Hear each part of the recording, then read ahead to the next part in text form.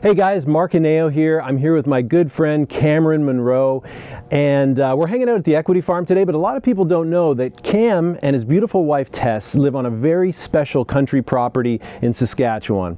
So we're going to catch up the way country boys do. We're going to rap about real estate, and we want you to come along for the ride. Let's do it.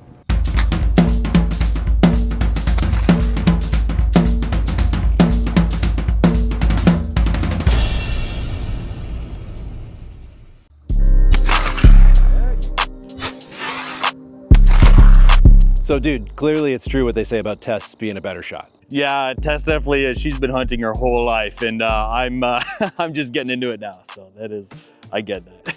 So Cam, I know a little bit about your bigger deals. Can you tell me a little bit about your first deal and how that whole thing came about? Yeah, the first deal, that turned out to be a lot tougher than what we thought. It was a fourplex over in Nova Scotia, and one of my old mentors, they were actually letting it go. They had to get rid of it, and so we were able to get it under contract for a very discounted price. And so we thought that's going to be easy. Like, it's so cheap. Like, you know, it's going to be a slam dunk. And some of the challenges that we experienced were it was so cheap per se that we couldn't even get a mortgage on it. We tried to buy it under our corporation, you know, that was the right intent, and it just created a lot of friction with getting lending. So what we ultimately did was we actually got private lending put in place.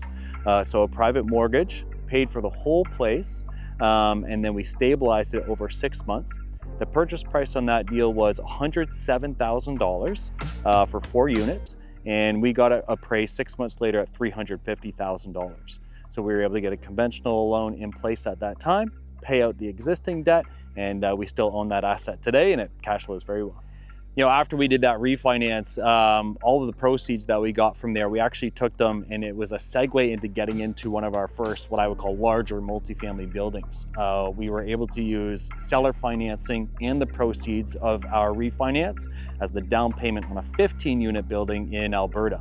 And same thing, we own that today. We refinanced that one about 6 months later too. We still have it, it cash flows well. We were able to get the seller financing out of the way, and we have conventional debt there too. So it's been that first deal, that fourplex, it really opened up the floodgates to us having, you know, more wins into the future.